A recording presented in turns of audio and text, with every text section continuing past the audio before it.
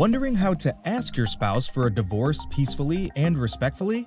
Here are some tips to help make your tough conversation a little easier to handle. Number 1. Prepare yourself. Knowing ahead of time where your spouse is at emotionally can make a huge difference in how you bring up the topic of divorce. Is your husband happily ignorant? Do you think your wife is just as unhappy as you are? Has the D word ever been brought up before, or will it be coming out of the blue?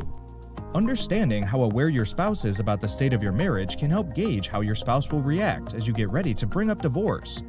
You may consider talking with a therapist or couples counselor to help you sort through your feelings and prepare you for the discussion you're about to have.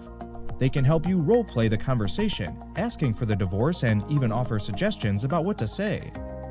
Number 2. Choose a suitable place and time.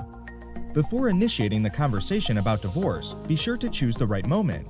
Knowing when to ask for divorce is critical.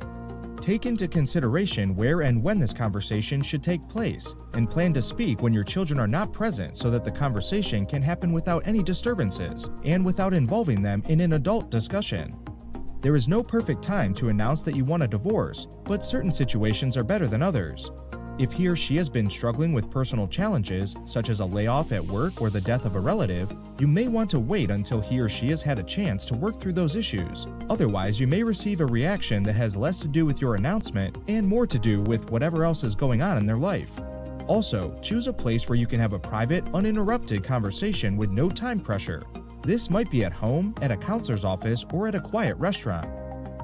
Number 3. Keep your cool for your kids. Children can be traumatized by witnessing conflict between their parents. By letting them see that you can work together to peacefully end your marriage, you are giving them a solid head start on navigating what may seem at first to be an uncertain future. Show them that you support each other as partners in parenting so they know they will be taken care of rather than fought over. Number 4. Be gentle but firm. How you tell your spouse that you want a divorce can determine the way the divorce process unfolds. If you bring up divorce while angry and frustrated, your spouse may not take your request as seriously as if you bring up the topic in a nice, calm, thoughtful, and respectful way. Keep in mind, you've spent a lot of time considering and preparing for divorce. More than likely, your spouse has not. If your decision to file for a divorce comes out of the blue to them, they will need some time for the reality of your decision to sink in. Number 5. Listen to their perspective. Listen to them without talking. They may want to discuss counseling or ways to save the marriage. Give them an opportunity to talk and be heard. You don't have to agree with them, but it will help keep the peace if they feel heard. Number 6. Be understanding and empathetic. They may not want this divorce. This may be scary or make them angry or sad. They may feel like you are giving up on the marriage. Actively listen to them and seek to understand their perspective and be empathetic.